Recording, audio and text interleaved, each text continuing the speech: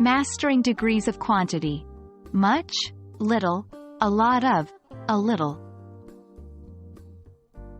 Hello, language learners. Welcome to another interesting episode on English language learning. Today, we're going to talk about a very crucial aspect of English grammar: degrees of quantity. Specifically, we'll focus on the usage of much, little, a lot of, and a little.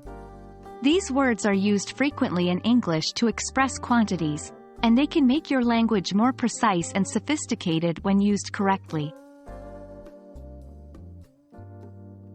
Before we delve into examples, let's take a moment to understand what we mean by degrees of quantity. These are words or phrases used in English to express the amount or quantity of something. The terms much, little, a lot of, and a little belong to this category. They help us to indicate whether we're talking about a large amount, a small amount, or somewhere in between.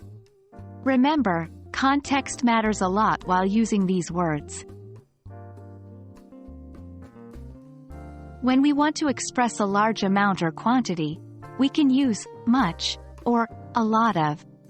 Here are some examples. I have a lot of work to do today.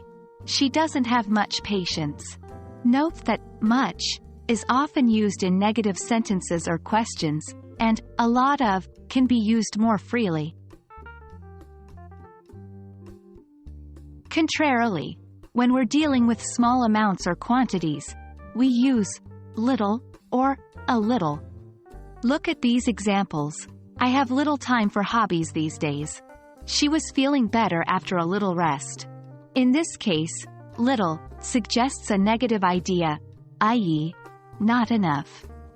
On the other hand, a little carries a more positive connotation, i.e., a small amount but sufficient or hopeful.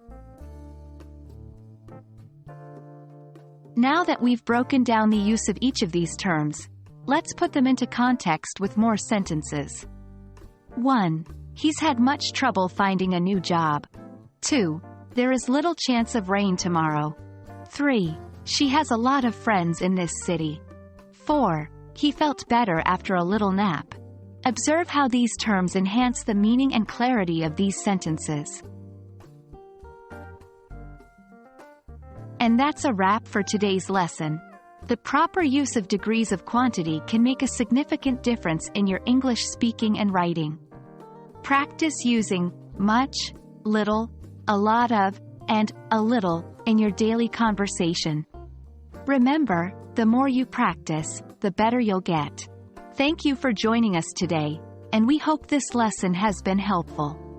Stay tuned for more insightful lessons. Happy learning!